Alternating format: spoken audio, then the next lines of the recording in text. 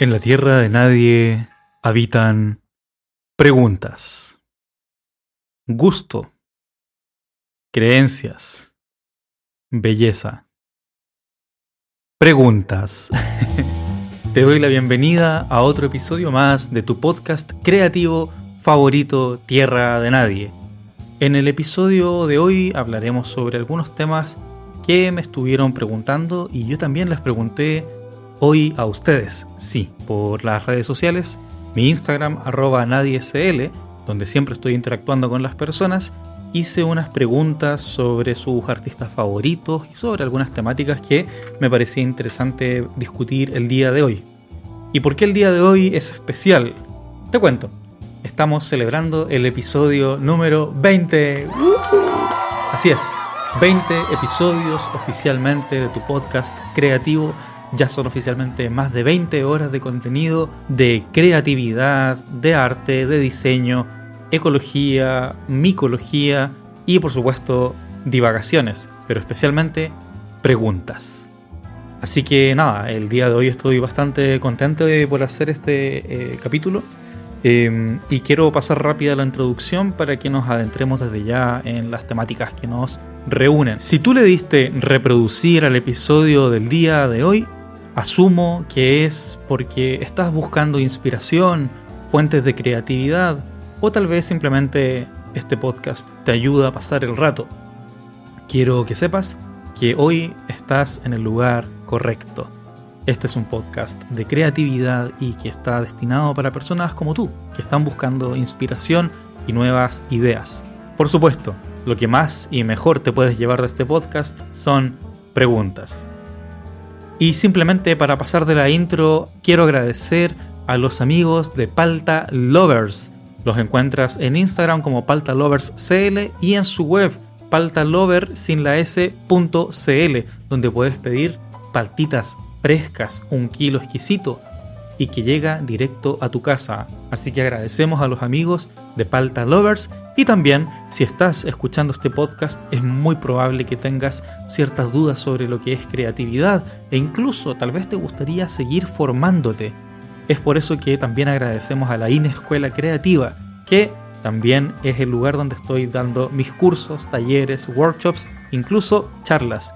Te aviso, durante las próximas semanas, en el mes de julio y agosto, hay workshops gratuitos para que aproveches y te registres.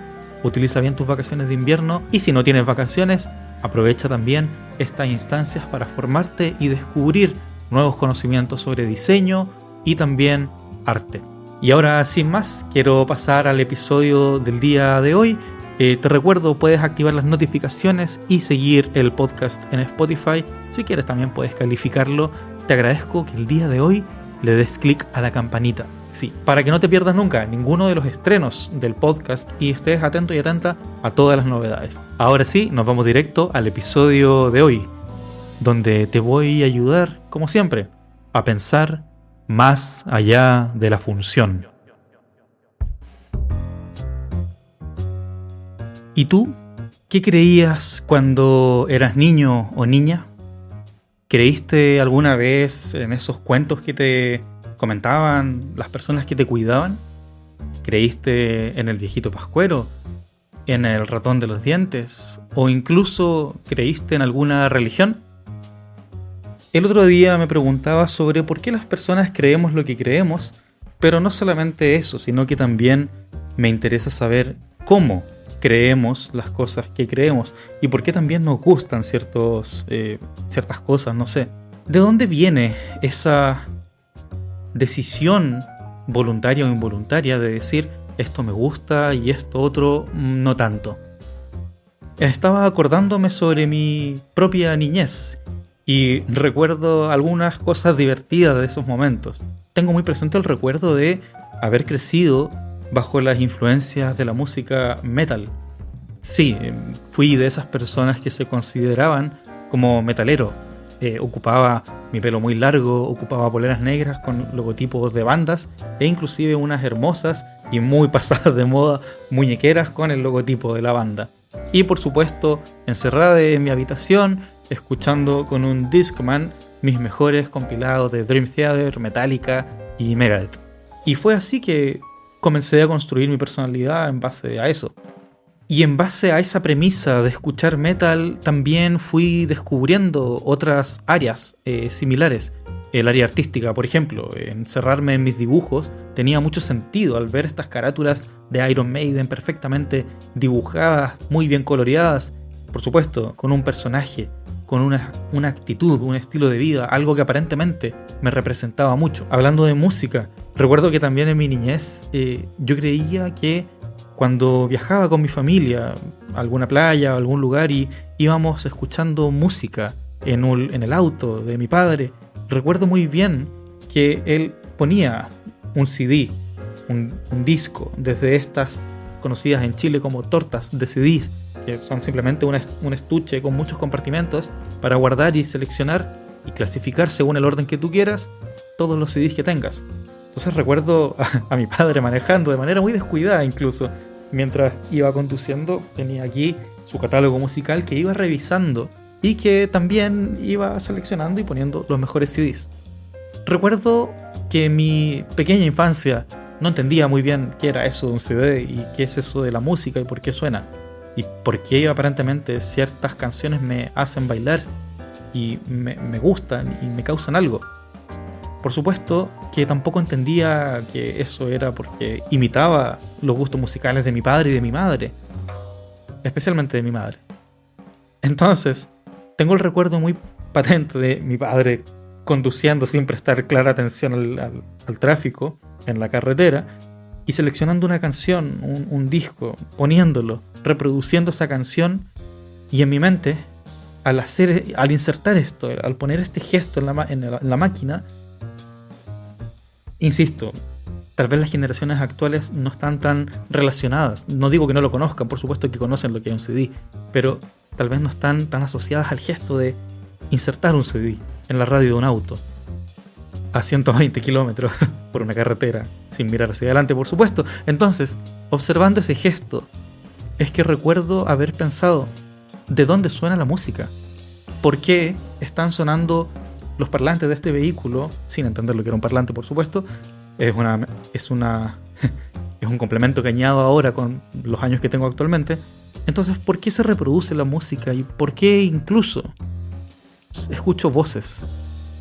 Recuerdo muy bien esto, pensar que adentro del motor del vehículo, en una parte interna escondida detrás de este panel donde estaba la radio, estaban efectivamente los artistas y las artistas interpretando la música. Me los imaginaba así, me los imaginaba pequeñitos, chiquititas ahí. Recuerdo haber visto a Shakira, recuerdo haber visto a Britney Spears, recuerdo haber visto incluso a Metallica, como dije anteriormente, reproduciéndose ahí, tocando en vivo en un concierto. ¿Para quién? Nada, en mi mente infantil estaban dentro del motor del vehículo que se mueve a 120 kilómetros con mi padre sin prestar atención y sin mirar hacia adelante. Entonces, me pregunté, bueno, ¿qué otras cosas creemos en la infancia y que después de un tiempo evidentemente corroboramos que no son así? Hoy tengo auto y al abrir el capó todavía me decepciona un poco al no ver a los pequeños artistas, a la pequeña Shakira ahí tocando su hermoso disco, su antología. Recuerdo también una vez quienes crecimos en la comuna de Macul o sus alrededores, y espero que alguien pueda confirmar esto porque espero no haberme alucinado todas estas cosas que voy a contar ahora, pero te pongo un poco de contexto.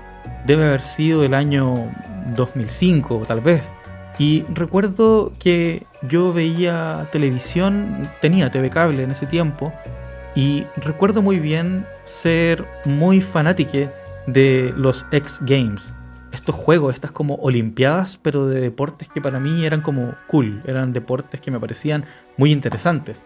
Por ejemplo, el BMX o BMX, desconozco cómo se dice en tu país, cuando saltan en las bicicletas y hacen acrobacias. Recuerdo también haber visto a Tony Hawk participando, haciendo su popular giro, el 900. Bicicletas de descenso y bicicletas de montaña generando sus bajadas y estas rutas con pendientes y obstáculos. Y recuerdo, por supuesto, haber creído que yo también era un deportista. Sí, hoy me causa gracia, pero creía realmente en ese tiempo que yo tenía madera, que yo tenía pasta para ser un deportista de élite. Entonces salía con mi bicicleta a pedalear a cualquier parte. Conocí la comuna entera andando en bicicleta desde muy temprana edad. Tenía una bicicleta que la robé a mi hermana, una bicicleta que era aro 20 y era de color morado, la recuerdo muy bien. Incluso pedí ayuda para que me ayudaran a pintarla con un spray Fluor que compré en una ferretería o que tal vez le pedí a alguien que lo comprara. Y, por supuesto, era 2005, no tenía dinero para comprar mis propias cosas, pero de alguna forma conseguí ese spray Fluor y recuerdo haber pintado la bicicleta. Recuerdo que me ayudaron a instalar unos neumáticos un poco más anchos y con esa bicicleta aro 20 yo salía a dar vueltas por todo Macul. Recuerdo que tuve muchas aventuras, pasaron demasiadas cosas que no podría mencionar el día de hoy, pero hay una en particular que me trajo hartos recuerdos. Alguna vez, este es el dato que espero que me confirmen, si viviste en Macul o conoces la comuna, había detrás del Estadio Monumental, que es el estadio que corresponde al equipo de fútbol Colo-Colo, estaba justo ahí, detrás del estadio, entre las calles Ezequiel Fernández y Avenida Maratón, una pista con obstáculos de tierra para saltar en bicicleta. Entonces me puse muy feliz cuando descubrí eso porque dije, bueno, este es el momento en el que yo puedo entrenar y este es el momento en el que yo puedo dar todo de mí. Yo ya pedaleaba bastante rápido, me gustaba, me sentía ágil, esquivaba los vehículos, saltaba. Entonces decía, tengo todo para poder cumplir con esas ideas que tengo que poder saltar esos obstáculos. Y no eran obstáculos tan sencillos. Yo recuerdo estas pequeñas montañas, ¿no? Donde alguien, por supuesto, experimentado puede saltar y hacer un giro y caer victorioso tras recibir los aplausos. Y ahí estaba yo, año 2005, mi bicicleta aro 20 pintada color Fluor con un spray y con todos mis sueños y deseos de querer ser deportista. Justo un día que me dirigía hacia ese parque en compañía de uno de mis tíos y su hija, decidimos ir a conocer ese lugar y yo estaba muy emocionado y por supuesto de mostrar todo lo que había aprendido, que no era mucho más que saltar. Y recuerdo que precisamente ese día estaba ahí la chica que me gustaba, la niña que me gustaba en esa época. Con un poco de vergüenza, pero también muy decidida a darlo todo y a mostrar mis mejores habilidades, decidí ir a probar suerte y tengo el recuerdo de haber hecho saltos, de haber hecho ciertas piruetas, por supuesto a un nivel bastante pequeño. Recuerdo, mi cuerpo era pequeño, la bicicleta era pequeña, yo no sabía lo que estaba haciendo. Sin embargo, sabía que me estaban observando, o eso creí en aquel momento, y recuerdo que me enfrenté a un obstáculo. Estaba el obstáculo ahí, que siempre había visto. Este montículo donde los grandes deportistas saltan y hacen sus giros en 360 grados. Dije, bueno, aparentemente este es el momento de lanzarme y hacer esto y demostrar que puedo. Recuerdo haber tomado distancia para coger vuelo, haber palpado con mis manos a la bicicleta color Fluor aro 20 que me acompañó durante todo ese tiempo y que me llevó hasta este momento, mi momento. Y recuerdo haberme acercado a la bicicleta, subir y enfilar dándolo todo con el pedaleo más fuerte que había dado en toda mi vida hasta ese momento, para acercarme raudo y veloz hacia el montículo, saltar, sentir la bicicleta levantándose y sentir el aire que comenzaba a aparecer por debajo de los neumáticos de la rueda que se despegaba del piso. Recuerdo incluso haber intentado girar la bicicleta de costado en una gran maniobra aérea. Y lo siguiente que recuerdo es mi cuerpo insertado entre medio del montículo y el siguiente montículo que veía en ese agujero profundo que jamás había medido realmente, con el manubrio insertado en el estómago. Por supuesto no era grave, pero sí, no podía respirar. Y ahí yacía yo, lleno de vergüenza y sin poder respirar, asfixiándome con ese manubrio aquí en mi estómago. No, la caída no fue terrible, no me pasó nada grave. Terminé un poco rasmillado, recuerdo tener sangre tal vez en el codo. Recuerdo haber salido, mi tío me fue a asistir, y recuerdo haber salido de ese obstáculo de tierra lleno de vergüenza, mirando a la chica que me gustaba, que también me miraba y también recibí una carcajada de su parte. Nunca supe su nombre y tampoco nunca fui deportista de BMX, por supuesto. Sin embargo, ojalá alguien pueda confirmar que existía esa pista de obstáculos. Ojalá que aparezca esa persona y me diga, sí, nadie, yo también salté en ese obstáculo. Ojalá aparezca alguien que me cuente que también se cayó ahí. Las creencias, y por supuesto que quisiera creer que de verdad pensaba que iba a ser un deportista, que de verdad tenía ese espíritu, ese ímpetu. Es que en la niñez solemos tener esas pulsiones poderosas y fuertes, esos deseos de querer ser algo y hacer todo lo posible por lograrlo sin tanto miedo. Así que hoy me pregunto, ¿para qué sirven nuestras creencias? ¿Por qué creemos lo que creemos? Y no solo por qué, sino cómo creemos que algo nos gusta o que algo nos disgusta. ¿Sabes de dónde saco esta energía que tengo ahora? Me acabo de comer unas buenas tostadas con palta. Y sí, ahora viene el dato palta. El día de hoy en Dato Palta te voy a contar una historia que de seguro conoces, pero es sobre la tipografía más famosa, la más querida y también, aparentemente, la más odiada de todo internet. Te voy a hablar de la Comic Sans. Comic Sans es una tipografía que se crea en el 1994 por Vincent Conard. Este personaje la diseña con las mejores intenciones del mundo para el sistema operativo que se lanzaba recién, Microsoft Windows. El hermoso sistema operativo que comenzó el boom de los computadores en los hogares. Esta tipografía ha resultado ser tremendamente memetizada por muchas personas de internet que de alguna manera la desafían diciendo que es una tipografía simplemente horrible. Y creo que la Comic Sans es una tremenda tipografía, así que el día de hoy te traigo algunos ejemplos de su mayor uso. ¿Sabías tú que hay una portada del Wall Street Journal quien tiene la Comic Sans gigantesca en su titular? El bosón de Higgs, cuando descubren la llamada partícula de Dios. ¿Sabes con qué tipografía estaba diseñada el PowerPoint? Con Comic Sans. Y es que Windows en esa época venía con un set de tipografías bastante buenas, entre ellas la Arial, la Courier, la Seria, Times New Roman. En cambio tenemos a la amable y querida Comic Sans, que ha demostrado ser una de las tipografías que ayuda en la dislexia e incluso es la favorita de niños y niñas. Así que ese es el dato palta del día de hoy. Si te preguntan, ya sabes, di que lo escuchaste comiendo palta en el podcast creativo Tierra de Nadie. Sobre gustos no hay nada escrito, ¿verdad? Creo que todo lo contrario. El día de hoy he tenido la sensación de pensar, y durante esta semana, en verdad, he tenido la sensación de creer que todo lo contrario de esa frase.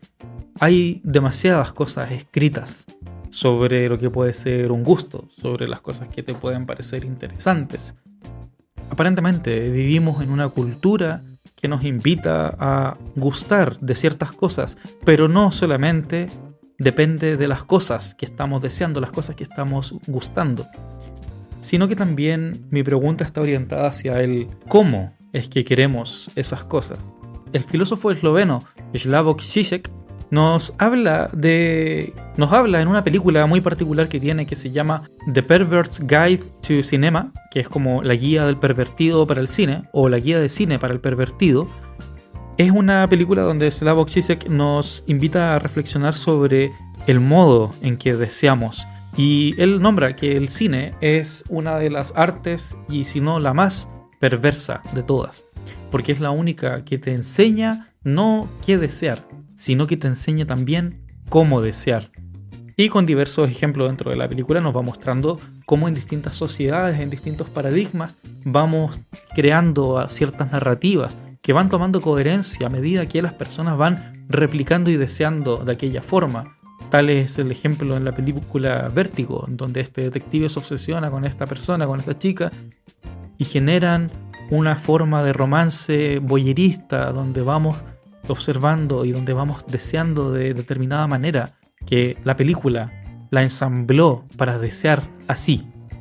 Entonces, yo no creo que sobre gustos no haya nada escrito. Yo creo que hay demasiado tal vez escrito.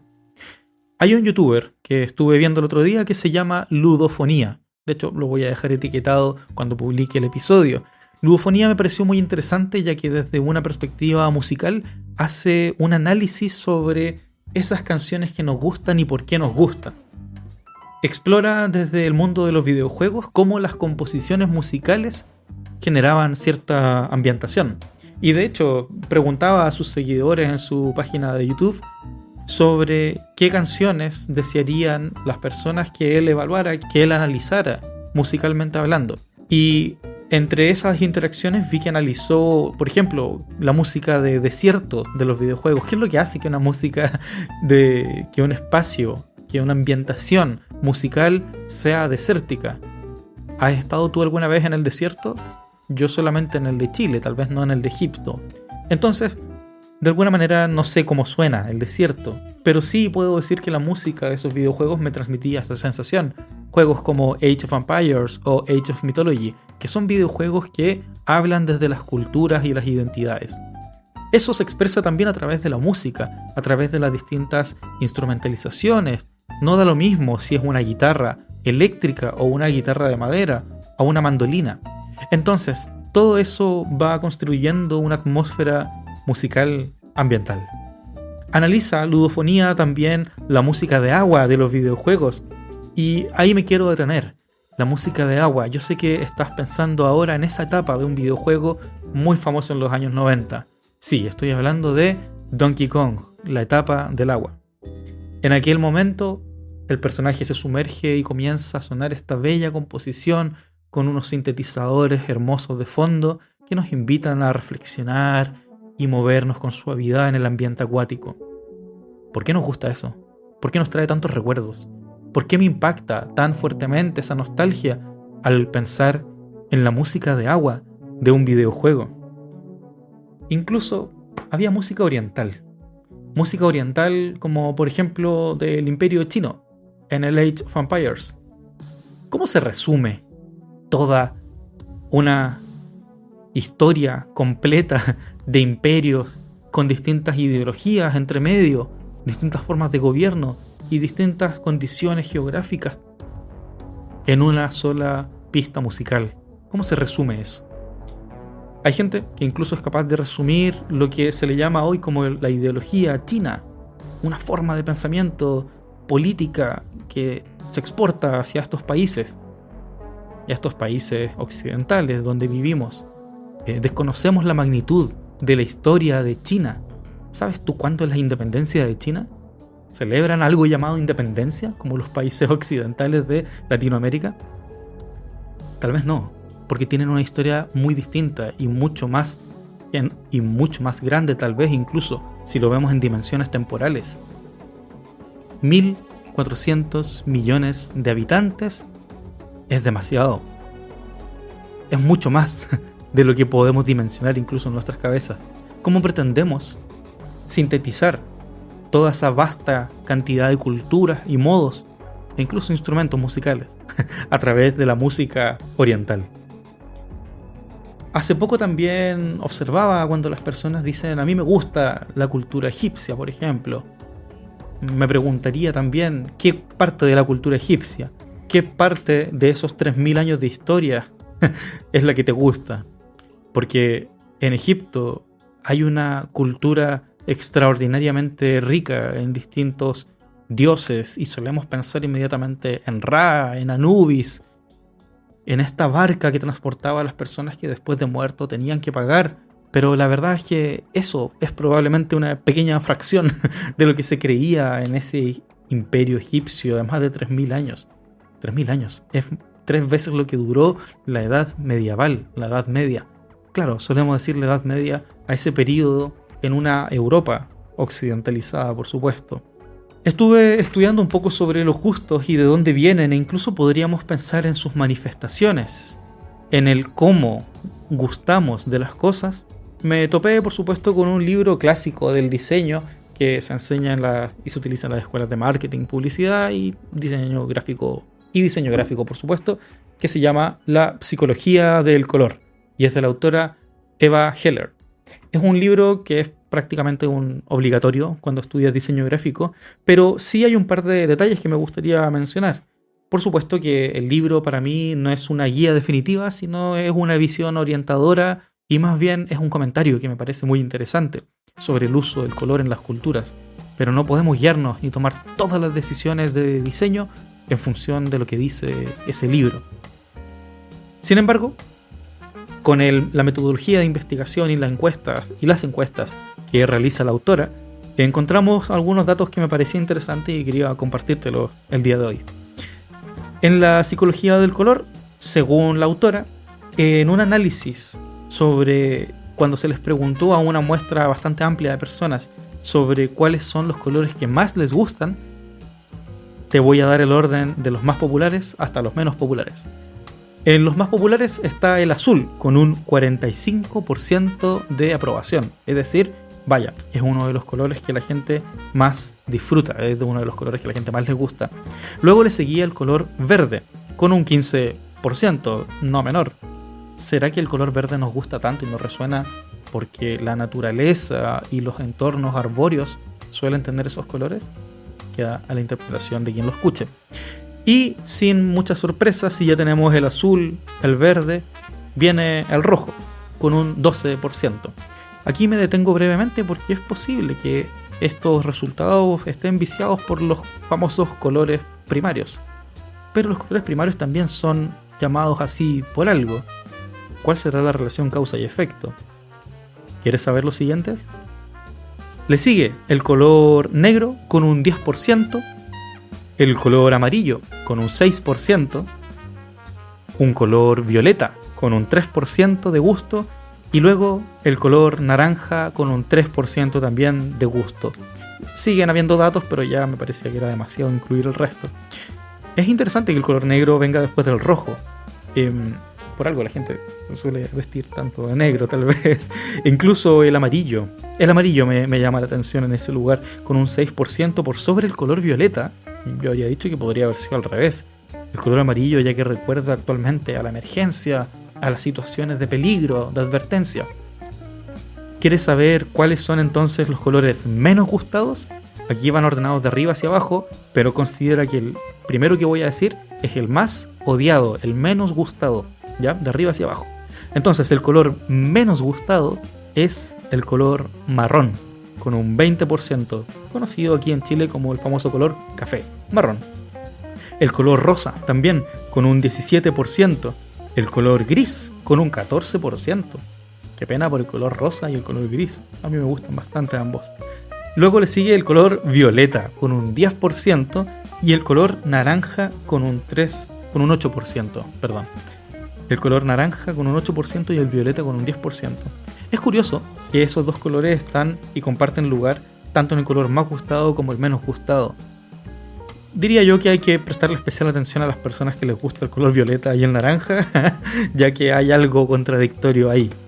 Es curioso que el color marrón sea el color menos gustado, pero no es de extrañarse, pensando que nuestros propios desechos son de ese color. Después de revisar esta información sobre el libro La psicología del color de Eva Heller, me quedan más dudas todavía. Sobre gusto, ¿realmente no hay nada escrito? Yo creo que justamente lo contrario. Hay demasiado escrito. Tal vez falta dejar de escribir tanto sobre los gustos, sobre las cosas que nos gustan y cómo nos gustan. Y tal vez hay que empezar a degustar más. Yo valgo hongo. Un hongo a la semana. Hongo semanal. Esta es una de las secciones favoritas del podcast Tierra de Nadie, donde nos adentramos en el reino fungi y conocemos algunas de sus especies y algunas de sus particularidades. Así que, tal como los hongos van y vienen, esta sección hace su aparición hoy en Tierra de Nadie. El hongo de esta semana es el Stephanopus azureus. Lo repito, Stephanopus azureus. También conocido como el hongo azul, y lo estoy leyendo directamente de la guía de campo Hongos de Chile de la Fundación Fungi por su autora Juliana Furchi. Es un hongo del orden de los agaricales Suele habitar en bosques nativos del sur de Chile principalmente, entre la región del Maule aparentemente, y suele aparecer en los árboles del género Nothofagus, árboles con los cuales genera una relación micorrícica. Es decir, si tú escarbas en las raíces de los árboles Nothofagus, tales como el roble, el ñirre, la lenga, sea cual sea en el cual crezca este hongo en particular, podrás encontrar esas pequeñas uniones de las hifas, que son estos hilitos blancos, que no son raíces, pero son similares a las raíces de los hongos y que se entrecruzan con las raíces de los árboles. Las hifas son las estructuras, por así decirlo, reales del hongo. Es donde el hongo vive. Lo que vemos, esta callampa azul, suele ser simplemente la fructiferación en su época reproductiva. Hablando de la forma del hongo, su píleo, que es el sombrero del hongo, es de un color azul intenso en el centro del disco y también tiene algunos tintes verdosos y ocráceos. Mide de 60 a 120 milímetros. Ojo, son 6 a 12 centímetros. Puede ser un hongo bastante grande. Tiene una forma convexa y plana en su madurez y suele ser un poco gelatinoso como sus primos dos cortinarios. Sus lamelas, que son estas láminas que pasan por debajo que le dan esa forma tan característica a los hongos, son emarginadas. Eso quiere decir que no salen directamente desde el centro y son de color azul, que también se tornan de color ocráceo con la madurez. Este hongo no es comestible específicamente, pero la autora lo describe de un olor y sabor fúngico suave. El olor y sabor fúngico es el típico olor que podemos encontrar en un champiñón de cocina que al olfato, y un tip importante es olerlo como perro. Hacer varios olfatos de una vez, no tratar de inhalarlo todo de una. Con este olfato más bien perruno podrás detectar ese olor fúngico suave. El hongo es particularmente bonito, de color azul, llama mucho la atención. Espero que ojalá puedas encontrarte con uno de ellos. Yo todavía no los he visto, así que si los conoces, si los has visto por ahí, mándame una foto y yo me pondré muy feliz. Así que el hongo de esta semana fue el Stephanopus azureus, o también conocido como el hongo azul. ¿Aprendiste algo en esta sección? ¿Te gustaría salir a conocer hongos? Déjame en los comentarios de mi Instagram cuando suba este episodio. Ese fue el hongo semanal, así que ya sabes, en tierra de nadie puedes decir tranquilamente, yo valgo hongo.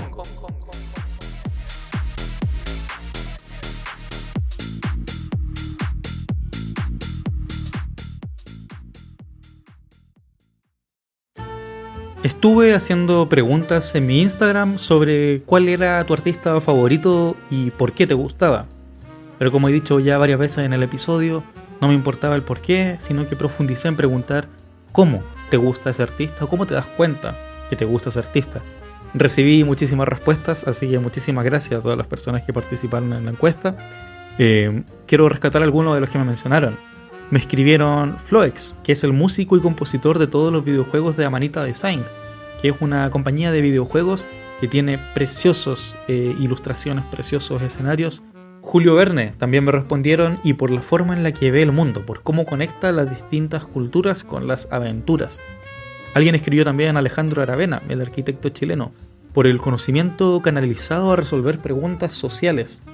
También me recomendaron a Jungkook, que es muy visual, con una voz inigualable, excelente en todo lo que se propone hacer. Mi pregunta con él, que es miembro de BTS, es sobre, claro, qué es lo que hace él y por qué es eso que te gusta, cómo hace o cómo te das cuenta que te gusta, que lo disfrutas tanto. Patti Smith, la cantante y también escritora, me recomendaron con mucha particularidad su personaje por la manera en la que escribe, por cómo redacta la creatividad y cómo sus relatos emocionan. También me recomendaron a Malú Urriola, que es una escritora chilena, porque tiene versos que duelen, pero son hermosos, subliman. Mira qué linda la descripción. También me hablaron sobre Wes Anderson y la firma o el estilo marcado que tiene en sus películas, y que esa continuidad, la gente dice que le gusta. Entonces una manera también de entender cómo algo nos gusta es tal vez la coherencia o el sentido que va teniendo en nosotros, en nosotras. Alguien me hablaba del artista de graffiti Nichos, porque combina la disección con el graffiti, que tiene mucha disciplina. Yo estoy de acuerdo, es un grafitero que genera imágenes como esta, donde muestra animales como partidos a la mitad, pero con una forma caricaturizada y diseccionada. Entonces es como una burla, una satirización o un orden satírico de las disecciones anatómicas, de las ilustraciones anatómicas. También me hablaron de Rebecca Sugar y Dana Terrace, que inspiran mucho lo que han logrado siendo disidencias. Entonces también sabemos que las cosas nos gustan, no solamente por el producto final, sino también por quién las hace, por la postura o por la naturaleza de ser de las personas. Me respondieron también a Ishida Sui, porque aman cómo usa los colores, y lo mismo con Monet, con la manera de utilizar los colores. Me hablaron también de Solitario, la buena poesía, y que de Solitario tiene demasiado contenido en sus obras y por su forma de transmitir. Y el último que me recomendaron es Michael Faraday, el más grande científico en la opinión de esta persona, y que menciona que no tuvo acceso a la educación decente, pero solito se las arregló cada vez que podía, leía libros y solo con su esfuerzo y persistencia definió las bases del electromagnetismo. Entonces me comenta esta persona que lo que más admira de Michael Faraday es su manera de entender el mundo desde la persistencia, desde la resiliencia, desde el seguir adelante a pesar de las adversidades. ¿Será que entonces estamos completamente sometidos a reflejar algo de nosotros y nosotras mismas en aquellas cosas que nos gustan? Nos gustarán estas historias de superación y de coherencia, porque es lo que queremos oír en los relatos. Nos gustarán las cosas, tal vez, porque es la manera en la que nos gustaría vivir a nosotras mismas. El mismo filósofo Slavoj Žižek nos dice en una charla muy famosa que tiene en internet, en YouTube: en Grecia no eran estúpidos, no creían realmente que hubiese un tal dios llamado Zeus arriba de una nube en su Olimpo, lanzando rayos hacia las personas que se comportaban de manera equivocada. No eran estúpidos los griegos. Es una forma de metaforizar sus creencias y de armar relato de las cosas que gustaban y creían. Justamente digo, tampoco creo que nosotros seamos tan estúpidos el día de hoy como para creer en todos estos conceptos de la ley de la atracción y la manifestación de que al escribir las cosas se van a cumplir. Lo ridiculizo más todavía. Supongo que nadie es tan estúpido realmente para creer que el pobre es pobre porque quiere. ¿O sí? De alguna forma, el día de hoy también te quiero hablar sobre algunas tendencias positivas que van apareciendo en cuanto a las cosas que creemos. El solar punk. No sé si has escuchado ese concepto, pero es una nueva tendencia que viene ya desde varios años atrás, incluso desde el 2014 se encuentran algunos registros en internet.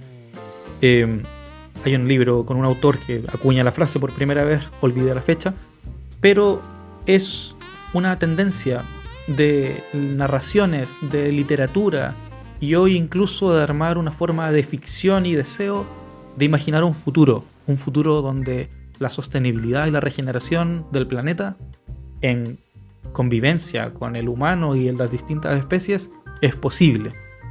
Y esta convivencia es posible gracias a las ficciones que han generado distintos y distintas autoras a lo largo de los años. Ficciones donde el ser humano puede comenzar a construir ecológicamente, armónicamente. Tal vez se planta una semilla que se riega con lluvia y de esa semilla crece un poste de luz. ¿Por qué no pensarlo así? ¿Por qué no quererlo así? ¿Por qué querer todavía construir cosas cuando la misma naturaleza es capaz de formar estructuras gigantescas como los árboles, que son hogar para distintas especies? ¿Por qué deberíamos desgastarnos nosotros en construirlas con nuestras manos de manera tan rudimentaria? En el Solar Punk se exploran estas y otras soluciones a problemas medioambientales. Es como el cyberpunk, pero positivo. La gente en algún momento se aburrió de tanta distopía tecnológica y comenzaron a construir una utopía tecnológica, donde sí hay ciertos elementos que aparentemente son posibles. Y en la cultura popular incluso tenemos varios ejemplos de solarpunk. Por ejemplo, hay una película del estudio Ghibli que se llama Náusica del Valle del Viento, y es una película hermosa de 1984, donde una princesa, yo le prefiero llamar una científica, es una chica que va recorriendo, tomando muestras y aprendiendo sobre su entorno. Tiene un estrecho vínculo, una estrecha relación con esa naturaleza que le rodea. Y descubre, por supuesto, a un villano con malévolos planes que comienza a destruir su entorno y el viaje que emprende Náusica para recuperar esa naturaleza salvaje. El Solarpunk toma una estética en sus comienzos del Art Nouveau, que es una tendencia pictórica, pero también una forma de llamarle a lo bello, en el siglo XIX, a finales de 1800, donde distintos y distintas artistas de la época comienzan a trabajar los materiales de manera más sintetizada, las formas orgánicas se mantienen, pero comienzan a florecer con determinados estilos pictóricos diferentes a los anteriores. Es cuando comienza el modernismo en el arte y se deja atrás a la Belle Époque. El Solarpunk nos habla también del diseño vernacular, que tiene que ver con la estructuración de soluciones, formas, arquitectura y diseño desde los materiales locales, desde lo que se tiene a disposición. Y es aquí donde quiero hacer el punteo. Slavoj Žižek, cuando habla de que los griegos no eran estúpidos y realmente no creían en eso, nos está haciendo una afrenta a la cultura y la apreciación de la cultura vernacular que tenemos hoy en día. Cuando valoramos tanto las formas y las estructuras que tenían para construir con los mínimos recursos posibles, nos habla de esta idea de lo vernacular, lo que es propio de un territorio, que son las soluciones que van encontrando las comunidades locales para narrar su historia.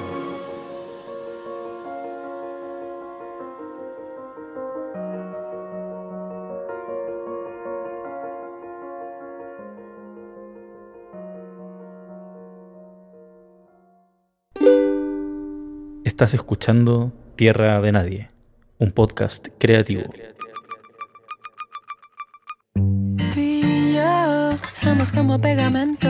Tú te pegas a mí y yo me pego a ti. Si quieres, yo me mudo a tu depa. Adopto un gato con el pelo largo. Estoy un poco nerviosa y me siento peligrosa. Las calles desembocan hacia ti. Tengo que admitir que a mí también me gustas tú. Me gustas tú. Y yo soy muy sincera. Tengo que admitir que a mí también me gustas tú. Me gustas tú. Y esa es a mi condena.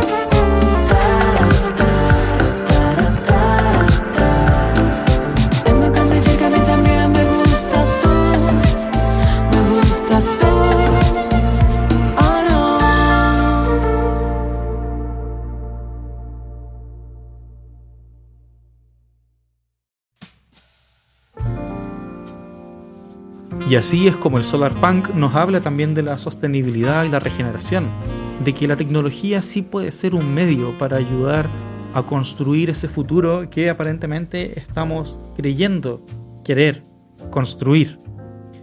La biomímesis. Tengo dos episodios, de hecho, hablando sobre biomímesis con una experta, con Tamara, quien me trajo aquí los principios fundamentales de la biomímesis y cómo puedes implementarla tú. Hay un concepto dentro del solarpunk que es la arcología. Sí, escuchaste bien, arcología, que es de la arquitectura ecológica, una forma de hacer una arquitectura sostenible, pero también regenerativa, que se vincula estrechamente con los materiales y el entorno, que puede crecer y expandirse sin necesidad de estar construyendo y agregando elementos que dañan o que perjudican a las otras formas de vida a su alrededor. En el solarpunk también se propone mucho una idea de regionalismo crítico. El regionalismo crítico no es más que una manera de que las comunidades locales, lo que se le llama vernacular, construyan tomando sus propios referentes y sus propias formas con sus materiales de construcción.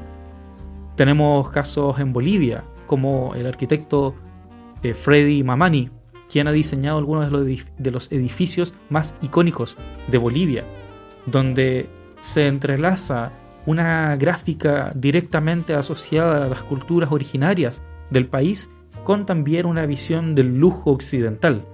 Es muy interesante el trabajo de Mamani, te invito a conocerlo. Y también tenemos en Brasil el caso de Oscar Niemeyer, quien también ha diseñado edificios y ha generado obras a partir de la estética vernacular. ¿Cuáles son las creencias religiosas en Brasil, en su país?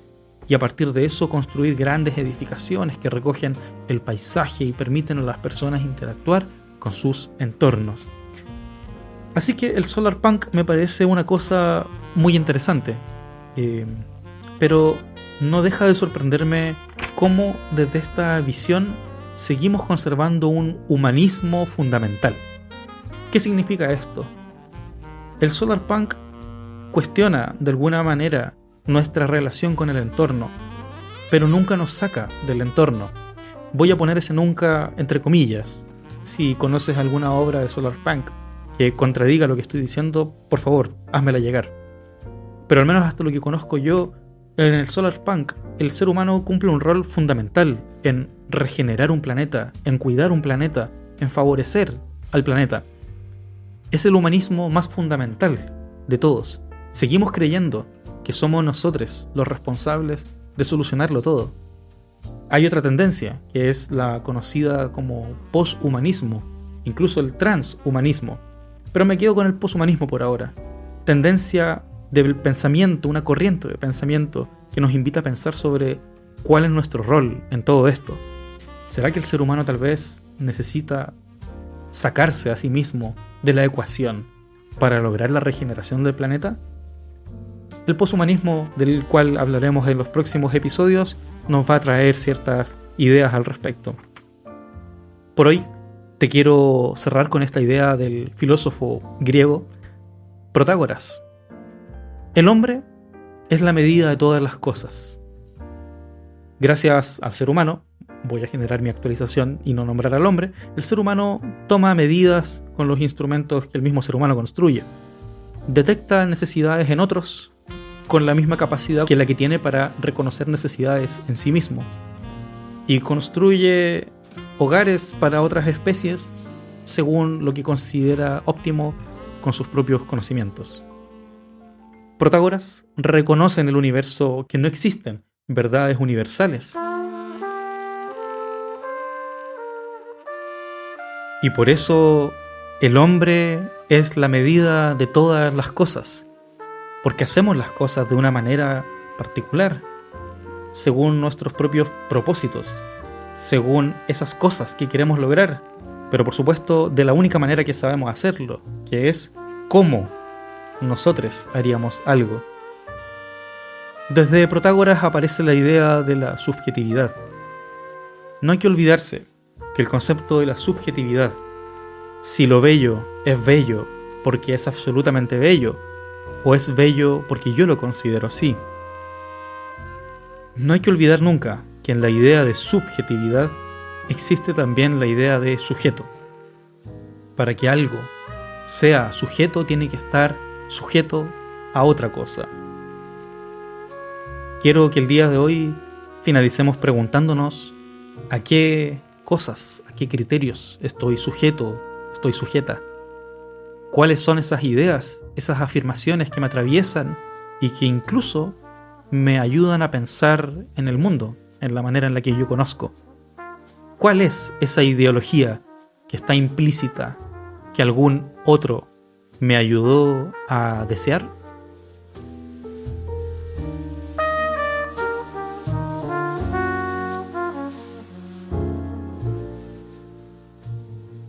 ¿Te gustó el episodio de hoy? ¿Aprendiste algo nuevo? Cuéntame, quiero saber. Me gustaría que me pudieras enviar tus artistas favoritos o que pudiéramos conversar sobre las distintas maneras de desear y que incluso podamos seguir construyendo preguntas. Si te gustó este episodio, te invito a seguir al podcast en Spotify, activar la campanita y con eso me estarás ayudando ya muchísimo en mi proyecto. Te recuerdo que en la Inescuela Creativa estoy dando cursos, talleres, workshops e incluso hay algunos gratuitos entre los meses de julio y agosto. Así que corre al Instagram inescuela.creativa y puedes comentarme directamente ahí cuáles son los temas de tu interés para armar un curso sobre eso. La canción que escuchaste el día de hoy es de la cantante chilena Javiera Mena, una de mis favoritas. Y la canción es Me Gustas Tú, de su último disco Nocturna.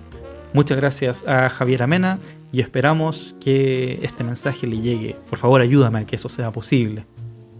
Eso fue todo por hoy. Desde aquí, desde la tierra de nadie, te mando un gran abrazo y espero que tengas un muy buen día. Y que no te olvides de que yo te ayudo a pensar más allá de la función.